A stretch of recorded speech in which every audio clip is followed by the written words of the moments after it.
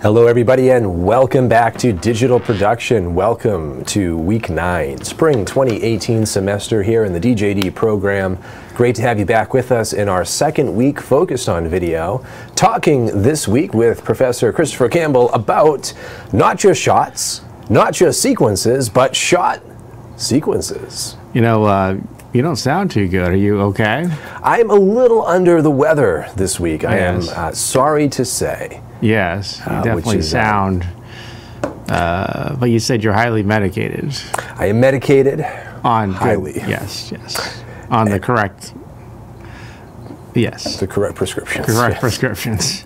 Given my particular ailments. And you're going to Chicago tonight. Yes, I am. I am going to be hitting the road shortly after this recording. Immediately after we finish up in the studio here, I will hit the road to Tampa International Airport. I will be in Chicago for the 2018 APPE conference, which is a conference for practical and applied ethics. Professional, practical, applied. Are you presenting? I will be part of a panel discussion tomorrow, Friday, about a project I've been involved with called the National Ethics Project. Excuse me. I'm so sorry. I will be presenting as part of that panel some of the work that we've been doing, some software that I've developed for the project. So that's coming up. All right. Tomorrow, yes. Now, today, and in the course this entire week, this coming week here, we are talking about shot sequences. And last week we learned about the building blocks of shots and how shots themselves are the building blocks of our video productions. And shot sequences really make sense as a next chapter in that discussion, because this is how we begin building up from a humble shot to an actual production, a movie, a film, a story. We get there not directly, but by building along the way shot sequences. And now let me ask you, what would you say is your definition? And before we get too far along, last week we looked at your photograph, and we talked a little bit about the art show at the Grind, which I regrettably was unable to attend myself. But how did it go? Yes, it went well, actually. It was mostly for the students. I think it was a good opportunity for the students to really be exposed to the whole art thing, because it's nice to see your stuff presented. And actually, from what I gather, everybody really liked everyone's work. And some of the students actually had sold their pieces multiple times. Wow. So that was good. Very exciting. That was good, yeah. Yeah, it was actually fun. It was a good time.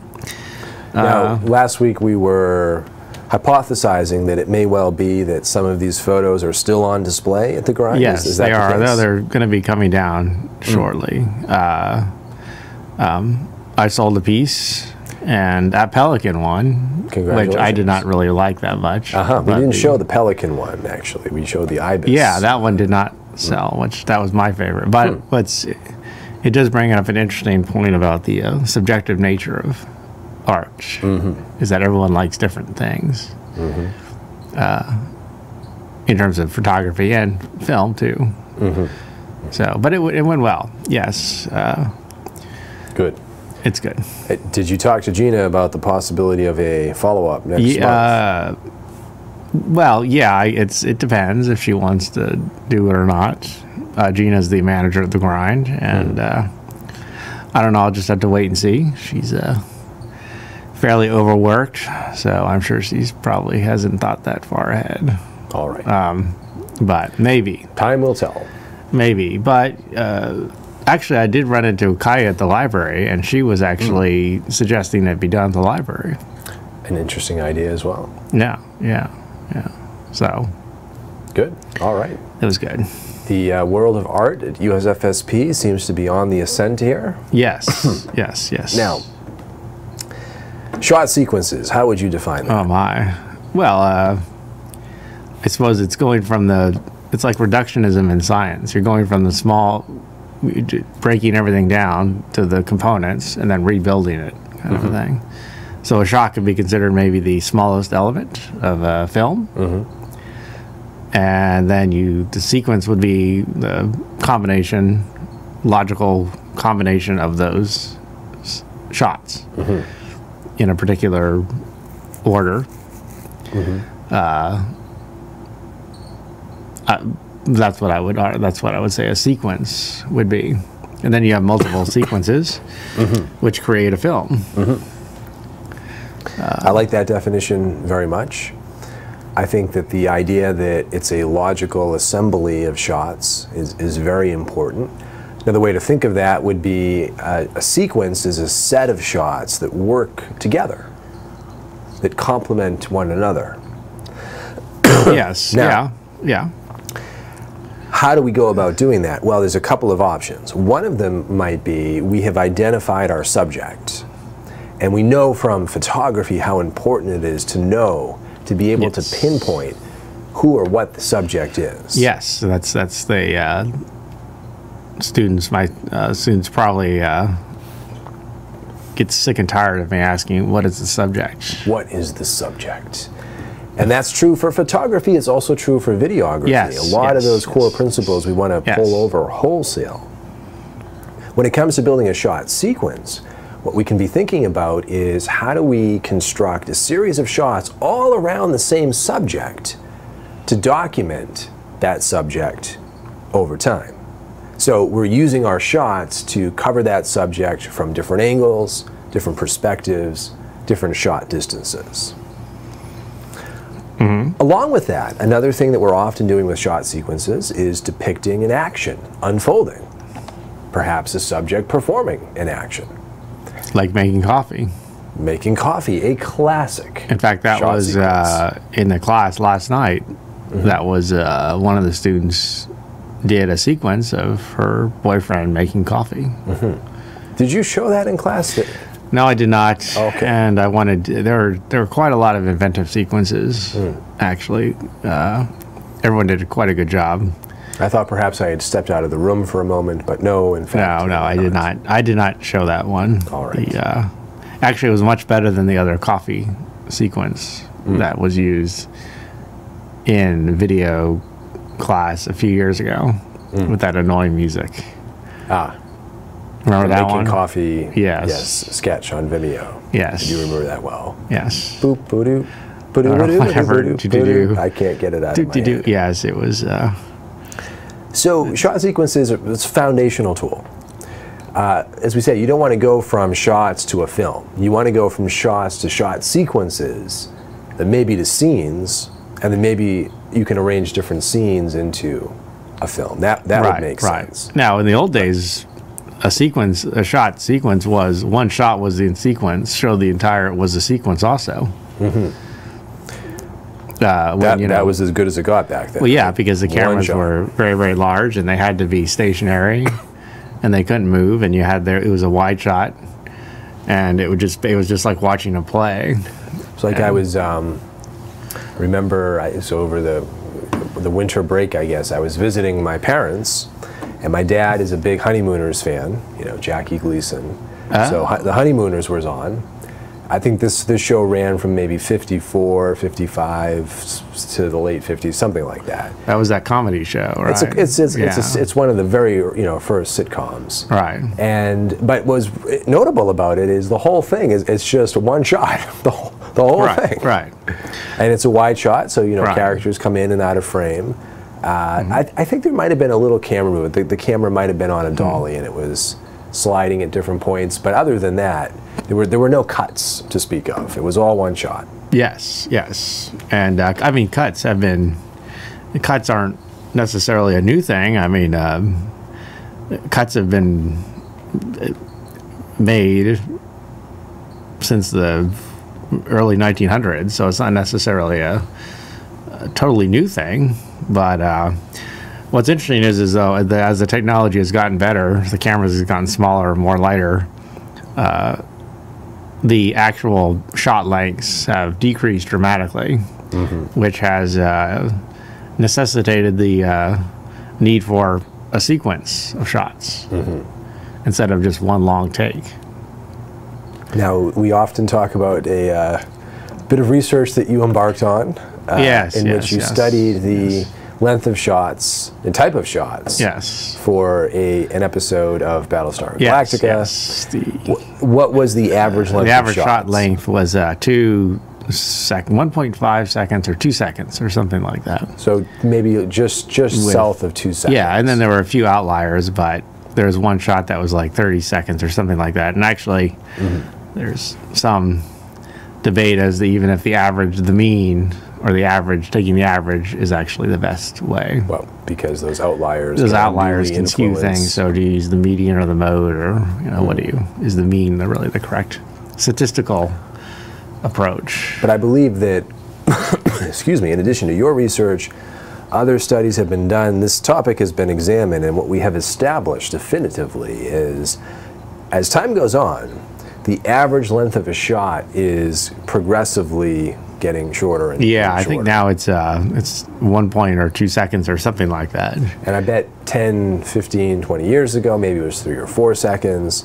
So it is shortening. We're becoming accustomed as a viewing audience to quicker cuts. Yeah, especially for action films like Transformers, any Michael Bay film. Actually, Michael Bay has the record for the shortest average shot length. I think it was like 0.5 seconds or some incredibly short amount. But then again, the long take is coming back in style too. Possibly one could argue with Wes Anderson. Usually he has fairly long takes. His shots aren't super short. They're longer than, on average, I would argue, than probably at least 2 seconds. And some very notable examples of these long takes, these one-shot takes. There's that very famous shot from Goodfellas. Yes, yeah, the which is tracking a, shot. Steadicam shot. There's, I think it's at least 5 minutes long. Yeah, 3 minutes or something like that. And there's the Orson Welles in Touch of Evil. He did something for like 6 minutes. And this was back in the 50s or the 60s.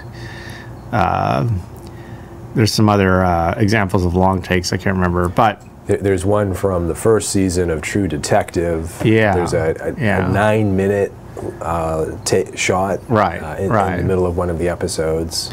So it is interesting. And for shows like, let's reference a Better Call Saul, for example, or I would probably argue, and what your thoughts? Is that those shots are they're not particularly short, I would argue, for the most part.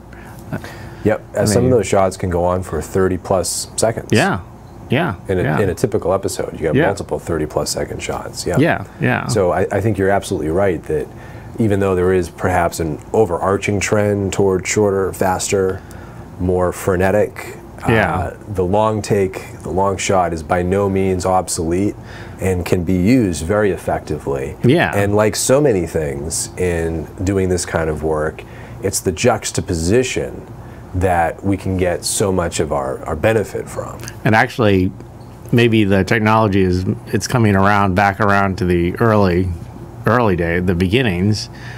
Now technology is making it such that you can do these very elaborate long takes with cranes and jibs and dollies and all kinds of things, and it's it's totally doable. Drones, for example. Think about the drones, what you can do with drones now. Yeah. In terms of long takes with drones. You can just follow someone around indefinitely. So, and do crane shots with drones. So, seems like, man, there'll be a resurgence maybe of the long take. Now, sequences make, I think, intuitive sense. But let's talk a little bit more about the tangible benefits of including sequences in our projects, in our films, our short videos. What would you say is a reason to bother to do this? What do you get from including a sequence? Well, the reality is also, though, is that one could argue that cuts are made to cut time. A long take of someone walking from the parking lot to the restaurant at Goodfellas, it makes sense for that amount of time, but then one could argue it makes sense for that amount of time. But then when they sit down, I mean, you know, you're cutting the boring parts out. I mean, you know, it's like no one wants to see everything. Right. So we're essentially compressing time. Yeah. By using shots. This is a hugely important concept. We are slowing time down in a sense with the long take, and we're stretching it out. We're allowing it to linger. Yeah. Maybe because it's a really pivotal moment. Yeah. You know, a lot of times in Breaking Bad, Better Call Saul, Yeah. the long takes are where something really important is unfolding. Right. And you want to linger on that moment. You want Right. to be there 100%. Right. And then when things are picking up, it is a reflection of the pace of the story now picking Right. up, and we're zooming forward in time. So, like, if a shot of Saul driving to Jimmy's house, what was his Jimmy? Right? Was his no? Who was his brother? What was his Chuck. Chuck driving to Chuck's house or something like that. Yeah. I mean, do we really want to see Saul driving or Jimmy all the way, the entire length to Chuck's house? All the way across All the way Albuquerque. across Albuquerque? Probably not. That would be Probably pretty not. boring. Unless there were a particular reason for it. Like Right, there's something right. different about Right. this trip. Or Right. something might happen along the way, and we have some inkling that something's about to go down. Right. But yeah, typically speaking, no, we just want to see him show up, because then that's the next interesting part. Even in shows like this that are very much serialized, and it's like or Breaking Bad at least, an episode typically was like a day in the story. Though that whole story, that whole 50-something episode story takes place in a couple of weeks, I think. Yeah. But even then, if you're going to tell a day in a 48-minute episode, there's a lot of time that you're compressing to get that to fit in. Right. So that would be the advantage, or one of the pros of creating a sequence. You're highlighting the interesting stuff. Exactly.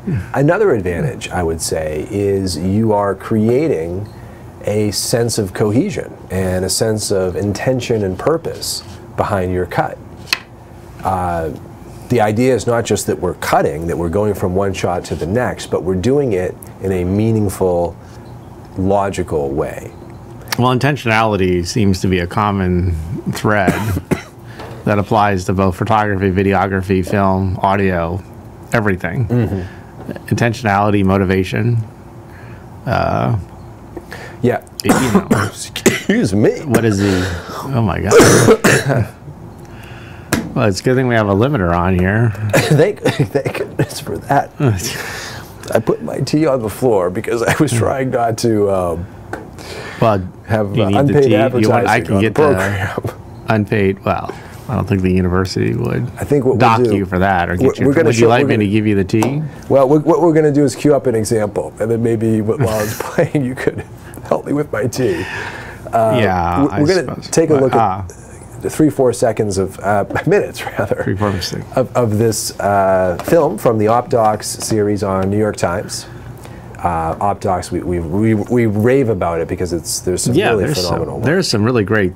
Some of the things, and the Atlantic also. Yes. There were some really good docs on there The too. Atlantic video is tremendous. I highly recommend checking out their work as well. Let's take a look at this video, though, and as you're watching it, I want you to be thinking about the shot sequences. How are individual shots assembled into a meaningful pattern? Okay, so cutting now.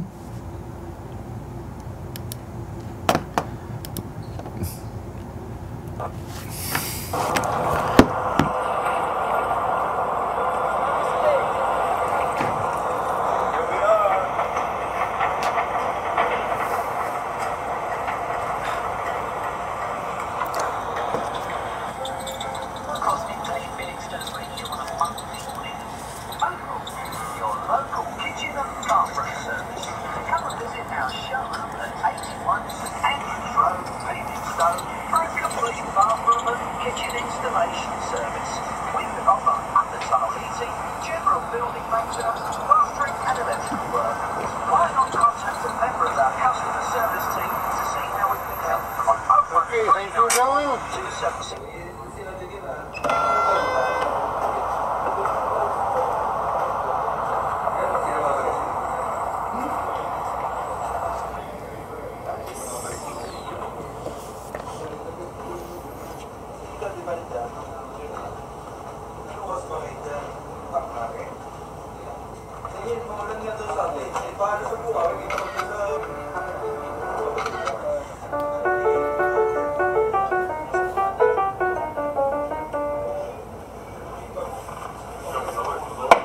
Я не знаю.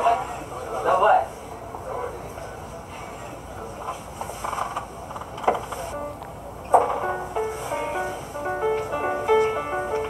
Проверим. Нормально? Вот так мы отдыхаем.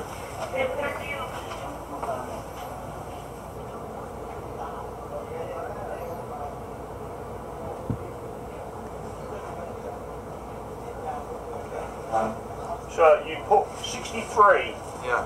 663 on your phone first when you dial the Philippines from here, yeah? 63, okay? So you want the phone side top up, yeah? That's 63.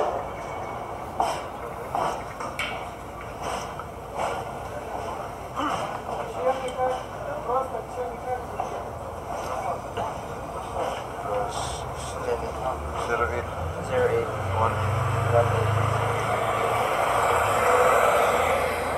Oo. May gawas na ba? Mali ako tawag karon. Nalipay mo may sada ako. Nagdawag mo sa pilit. Isa ka ba duwas na ba? Na lupig din yung nalupig din yung biskara nila.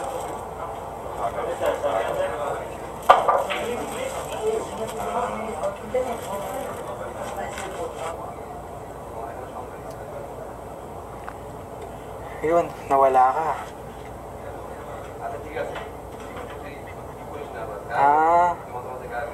Kala ko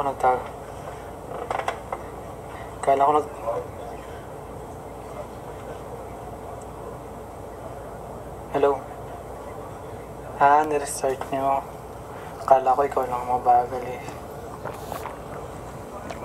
Pang jam-jam. Pang baby jam-jam pwede ito. Grande. Sticker ito. Klaro lang Ilocos.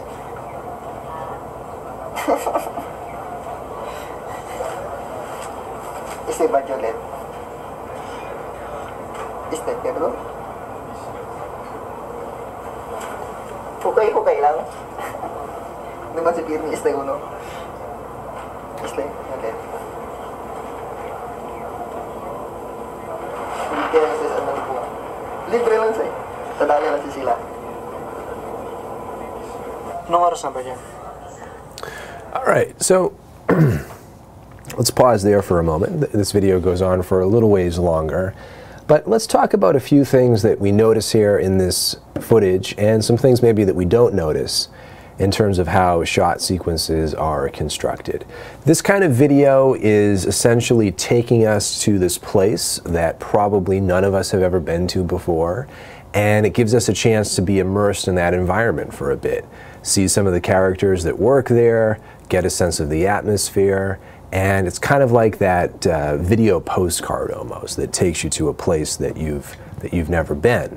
Now, this is also done in more or less a documentary style, which is to say that it isn't scripted, it isn't pre-choreographed or pre-planned, and this is a very important point when it comes to shooting and constructing shot sequences, because if we don't know what's about to happen, if we're there documenting, observing, we need to be very savvy about how we go about creating shot sequences, because we can't be as prescriptive as we could be with a script and scripted video that we're working off of.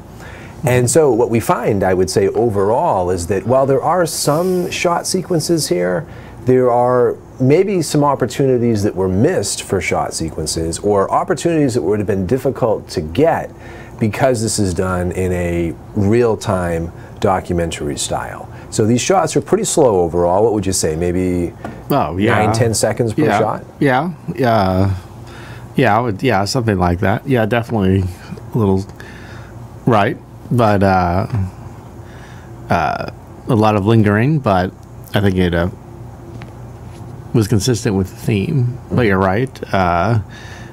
When you don't have when you can't plan things and you only have so much, there's only so much you can do.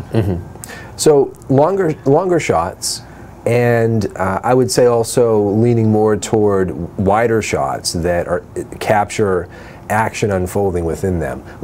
Could we cut back here to the screen for a moment? Yes. And so here's an example. This fellow's inside shooting darts. This particular shot, let's just take a quick peek here. So it started at 143 and it goes until 157. So it's a 14-second shot.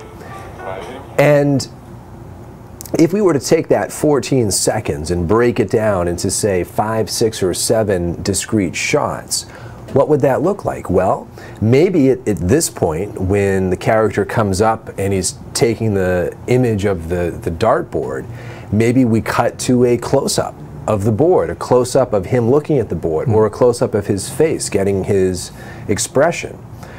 Maybe we use a different kind of angle. We use a kind of perspective shot or an over-the-shoulder shot to essentially show what he's seeing. Maybe we go in halfway and we have more of a kind of medium shot. Yeah. Well, yeah. Well, yeah, and you could, I guess that, for something like this, that could have been done, possibly.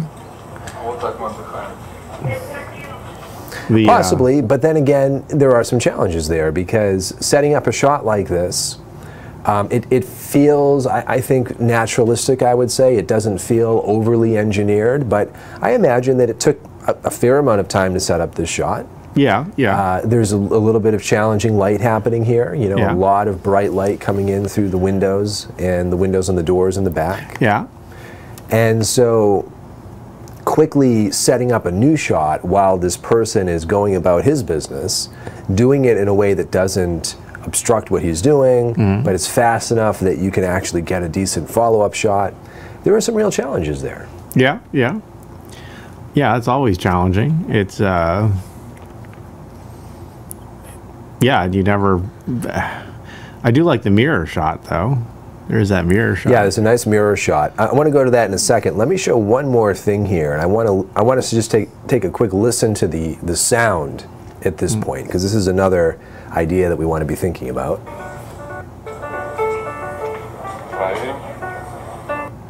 So, what do you notice about the sound on this shot? Well, it's looks like the next shot probably was the next shot the person playing the instrument. Yeah, so the shot just before this one is the fellow here at the piano. Oh, so he starts playing, and then we hear him playing as we're seeing this shot here. Right, so that would be, I always get it confused. The L cut or J cut? Which one's which? I believe that would be, in this particular case. Is the L cut when the video is first and then the audio?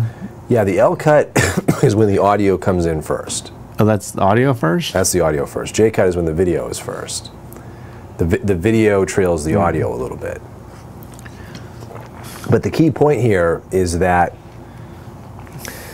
the audio and video, when we cut, oftentimes don't cut at exactly the same time. In fact, that is the exception to the rule. Usually when we make a cut, one thing is cutting a little bit before the other. And typically, I haven't looked at the stats on this, but if I had to guess, I would say most often it's an L cut, meaning that you're hearing the audio of the next shot slightly before you see it. Actually, I did read did find an article about that, and I think it's the other one, actually. It's the other way around. Yes. So J cuts are more... I think it's the video first, and then the audio, I think.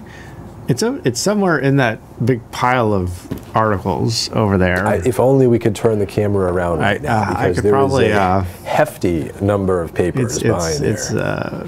It was quite interesting because I thought it was the video first and then the audio. So like with interviews, when you're doing a typical interview, like a two talking, you have an interview where you're two people and then you cut to the person talking. I think it was generally you see the person first and then they talk. I'm a little skeptical. Well, let me. I'm gonna go over there right now since it's literally 5 feet away. It's 5 feet away. So the only thing between you and this knowledge is an iMac. I'm gonna be an 8-foot desk. I will be off the voice. All right. While you're looking for that, let me share with you my personal key ingredients for constructing shot sequences. These are 3 things we want to be thinking about as we attempt to build a good sequence. Number 1, specificity. Shot sequences are built around specifics. So what we're usually doing is documenting an action unfolding when we build a shot sequence. And the way we want to go about that is by defining that action as specifically and as detailed as we can. So let's suppose, for example, that we're shooting a video of somebody cooking. Well, is cooking the action? We could define it that way, or we could talk about the subcomponents that go into preparing a dish. Maybe one of those, for example, is dicing a tomato. So you're going to dice a tomato as part of the cooking process, but dicing that tomato becomes a discrete action around which a shot sequence can be built. Second key ingredient in any effective shot sequence is going to be variety. And by that I mean a variety in the kinds of shots that we include within the sequence. We're varying our shot distance from extreme close to extreme wide and everything in between. We're varying the angles of our shots, and we're making sure that back to back, 2 shots are not too alike, because that can really break the effectiveness of a sequence. Number 3, oh, sorry. And then I'll come right over as you thumb through that article. Number 3, we're thinking about both action and reaction. Not just action, but also how are people reacting to, responding to the main action happening within the frame. So, action, reaction, variety, and specificity. 3 key ingredients in an effective shot sequence. Now, have you come to the definitive answers that we seek? Yeah, let's see.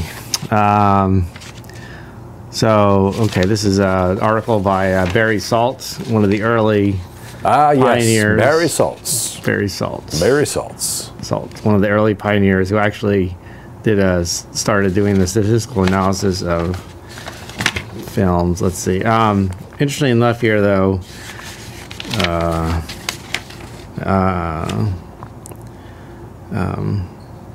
and it can, well, let's see. Hold on a minute. I think you may have to keep talking. The Triumph of the L-Edit. Let's see. The Triumph of the L-Edit. Okay. You find this in the... Oh. That's interesting. Okay.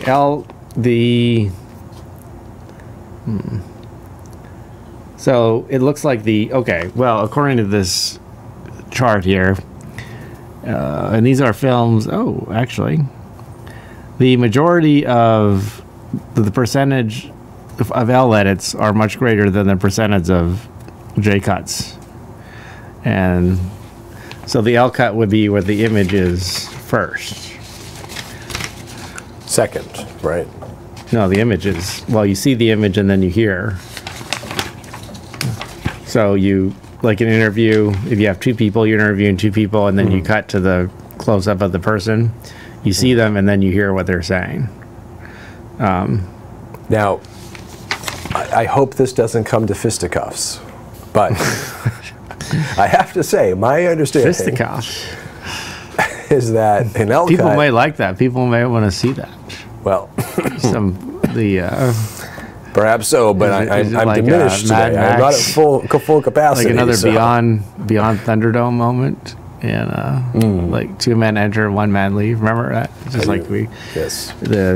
trying to attempt that in class, and it failed miserably. Although, I'm actually, given- it was kind of funny. There was a funny photo that came out of it. One could imagine. Yes. No, it was up. It was. You saw it last There's night. this Snapchat channel that apparently has been created. We don't know Yes. what's out there, but Yes. I can only imagine what was generated that night. But the Okay, L here cut- it is. Here it is. Now, Here it is. okay, no, but here it is. I have my Here it own is. understanding. Okay, the sound, yes.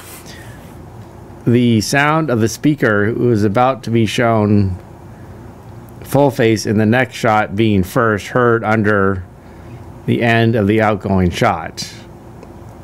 Okay. So that's the That's J an- cut. that's a J cut? J cut. Yes. That's a yes, J cut. Yes. Yes. Yes. So you know what? What I'm going to do is actually just what's this? Okay, you know what? I'm gonna- I stand corrected. No, you no, know what? no. I'm going to bring it. I will.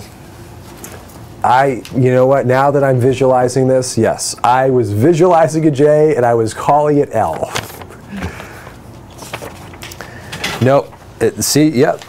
Barry Salt. Yes. Very salt. Yes. So the majority are L cuts. J cuts. No, J. The majority are J cuts. No, the yes. majority are L cuts. No, look on the chart. It's the last chart on one of the end of the chart that has the percentages. No, not Toward the end. towards the end. Keep going. What lies beneath? It's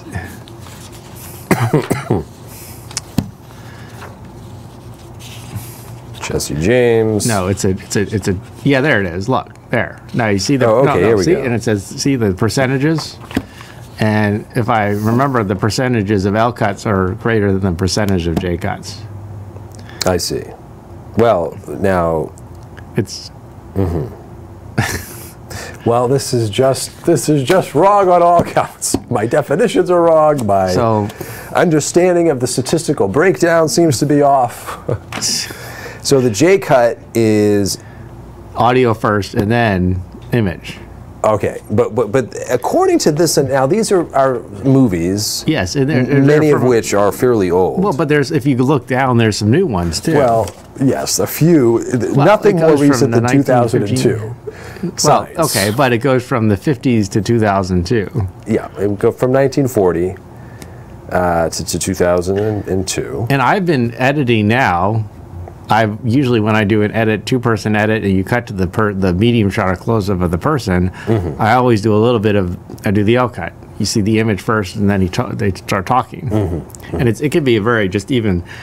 As is, if you read the summary, there's another interesting point at the end, at the very the summary paragraph, that talks about how the number of frames can be even just a 20, 15, it doesn't have to be a huge amount of frames. Yeah, just it a can be little just bit, yeah. a little bit, even if it's just a few frames. Now, I would just want to point out one thing here, though, which is that there are cases where the J cut is more common than the L cut. There are. And Which that one? trend seems to be, over time, as we get closer to the present day, that trend seems to be increasing. Well, so for example, the 3 to Tango in 1999, 11% were L cuts and 12% were J cuts. So- And the most recent film on this list, Signs, 2002, 2% were L cuts and 5% were J cuts. Okay. So, but the whole point is that you're always using a J cut or an L cut, and it just depends on the situation.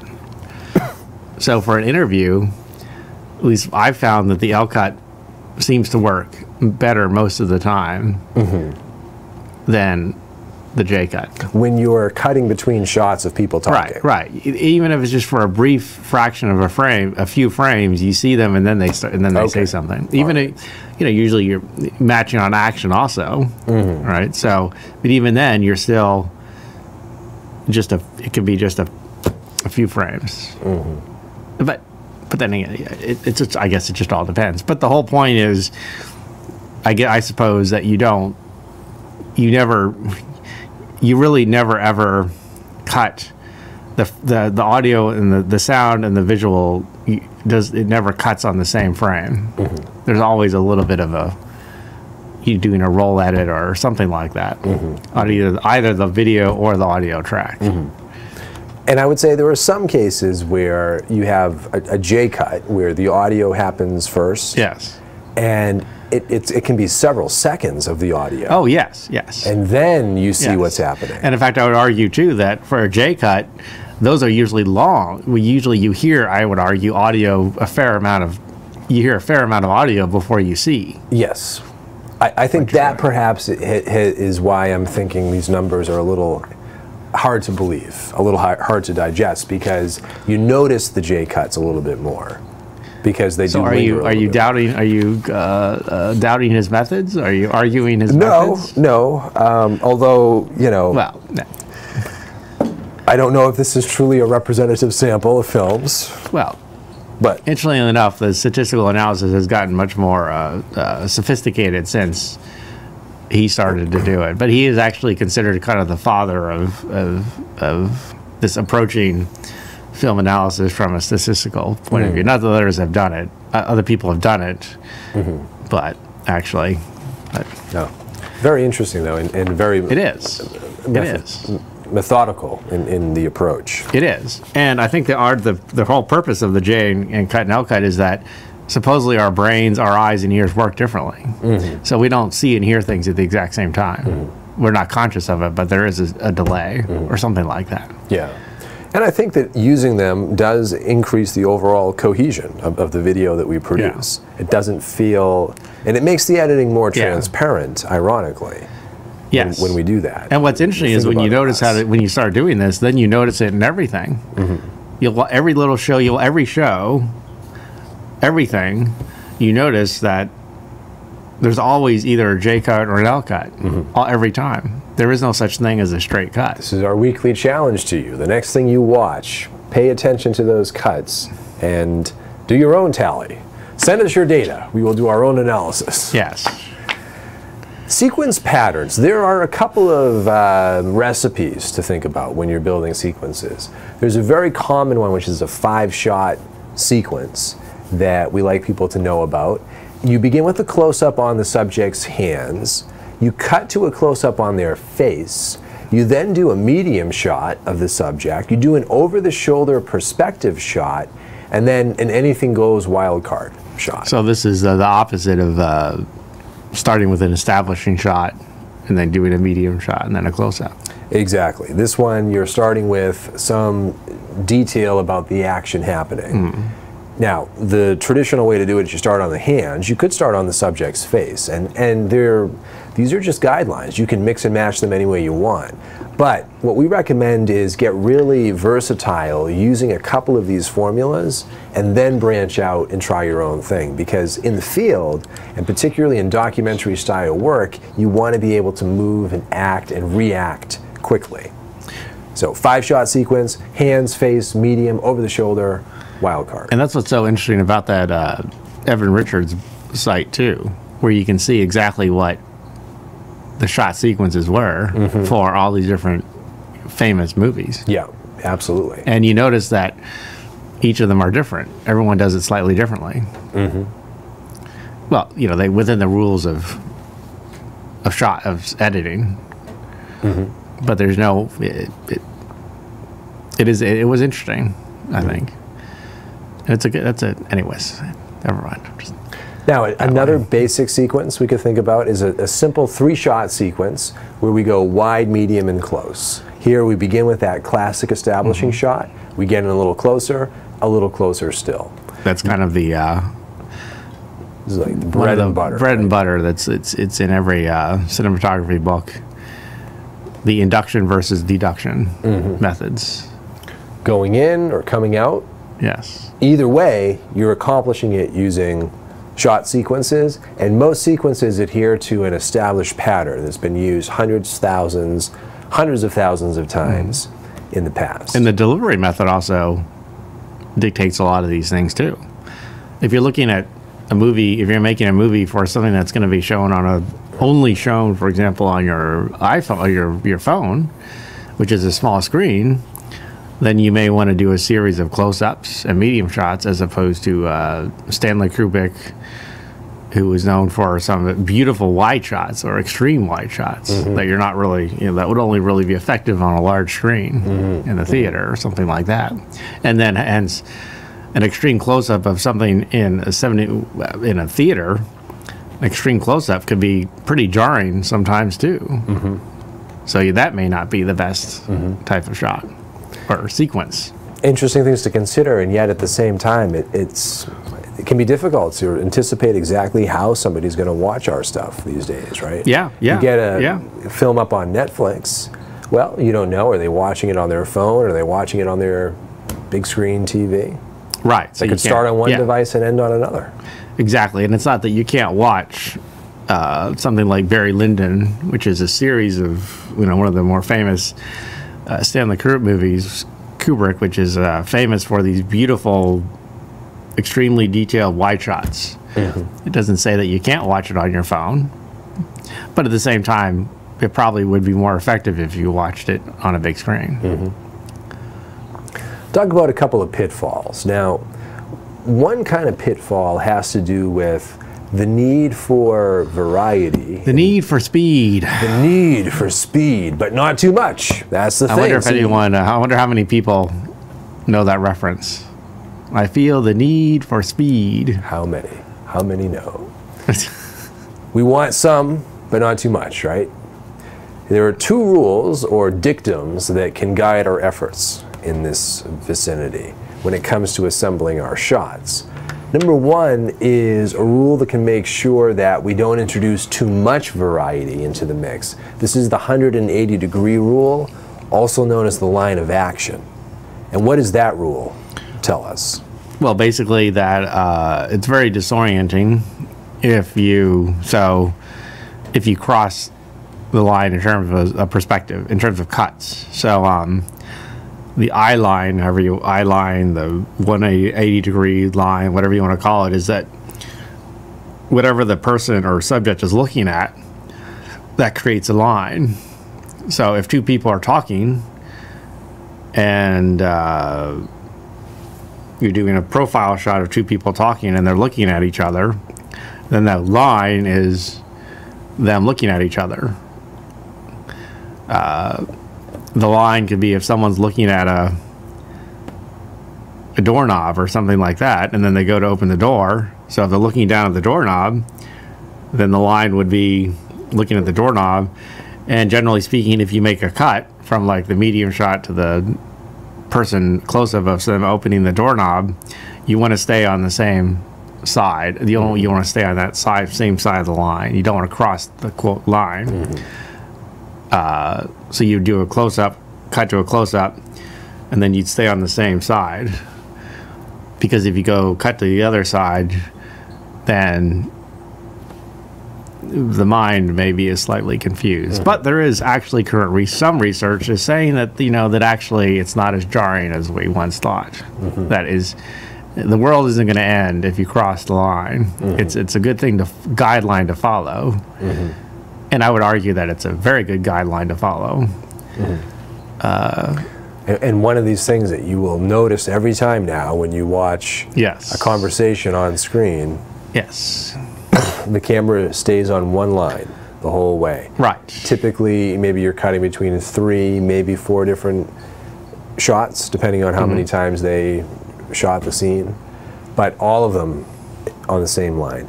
Now, what about this other rule, which is the 30-degree rule? Oh, that rule is such that if you do make a cut, in order to avoid a quote jump cut, the camera, whatever you cut to, the camera should be at least 30 degrees from where the camera was in the previous shot. Because if not, then it's too similar, the shots are too similar, and hence the term jump cut. All of this becomes relevant in the context of building sequences. It's not about a single shot, it's about how those shots are assembled together. So we want enough variation, 30 degrees or more, not too much, staying on one side of that line of action.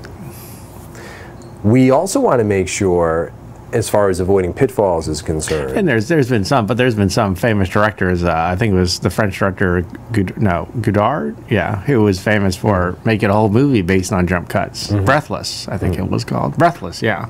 The whole movie was entirely just every cut was almost a jump cut, and it was supposedly. I watched a little bit of it, and I have to admit it was somewhat jarring. Yes. But it was challenging viewing. Challenging, yes. But it can be done. All of these rules, so-called rules, can be broken, sometimes to great effect. But then there's but then you need to. Some would argue you need to know the rules before you can break them, etc. Hence, we're having this discussion. Yes. So it's. Another pitfall I have found is that there's not enough focus in shot sequences on reactions to things happening. A point of view shot, you mean? The point of view shot. Or no, not just the point of view shot, but what is the expression on the person's face who is observing this thing happening before them? Yes. So you think about the shot of the guy there throwing darts, right? So we got the big wide shot, the whole room. He's on one side, the darts are on the dartboard's on the other. He's throwing the darts. So where would the line? So then the line would be where in that one? Between his eyes and the board. So you're saying that you would want to cut to his reaction, a close-up or a medium shot or something like that of his reaction. Yeah.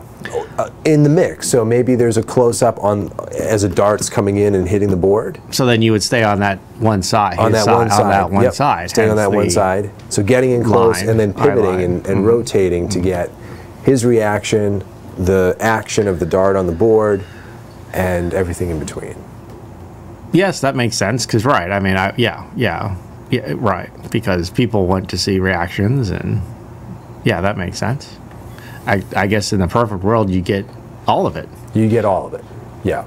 And you could, if you were doing scripted work, where, and in most cases you could. So you could say, all right, we're going to shoot this thing 5 times.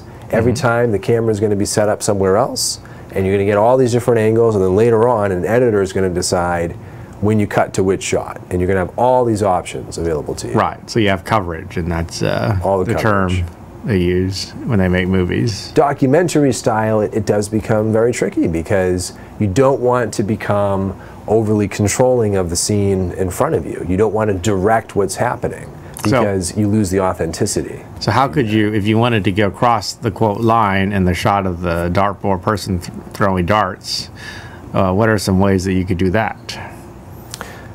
Couple of options. One would be to incorporate camera movement or motion into the work. So you could, as you're crossing the line, if it's done through a movement, you can help the viewer understand what's happening as that line is crossed.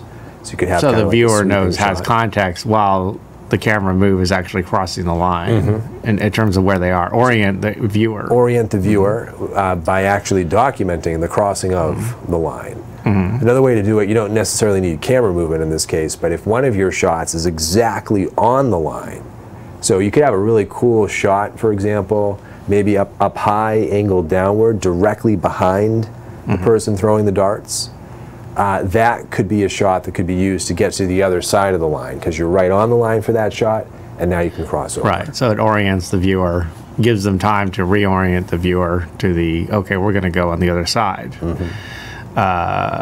And actually, someone who does that quite often, and actually that can be seen in that Evan Richards site, is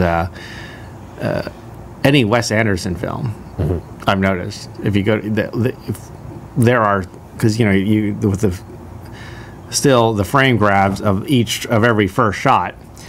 There are so many shots where literally that is exactly what he's doing. It's basically just on the line, and the subject is centered perfectly, and then he goes to the next shot, would be crossing the line. He can go anywhere he wants after that. Yes, and he does it.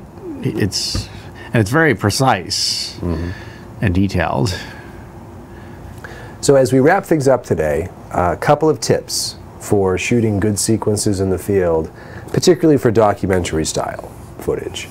Number one, being observant of the space and of what's happening in the space is so important. You want to understand the subject and the space the subject is moving within. Because if you can do that, you can begin to anticipate where the action is going to be happening. And that anticipation is what allows you to get set up for the next shot and begin to capture things from different angles, different distances. Even though you're not scripting it, you're not controlling what's happening, if you're tuned into what's happening, you can still get some really interesting angles and perspectives and use that to build a pretty compelling shot sequence. And anticipation is so important. I actually failed covering an event today. I was photographing a unveiling of a sign for the College of Business. Right, that was the whole thing. It was a ceremony based on this unveiling of a sign,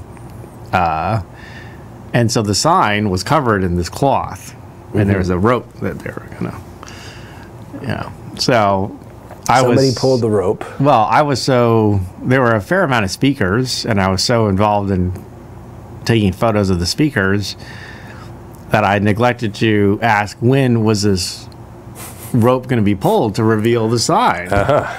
And I missed it. I missed the shot of the sign being revealed. Next thing you know, the cloth is gone, the sign is gone, and actually I was right. It was funny because I was right by it, and I was literally under it almost, and it's like, oh, beep, I missed the shot, and there's the sign. Luckily, I don't think I'm going to be fired, luckily, and because luckily there was lots of other coverage, lots of other photographers, and I did get some other nice shots of the sign and people shaking hands in front of the sign. But I did not anticipate the action. And there are occasions where there are these critical moments that are going to happen. Sometimes we know they're coming.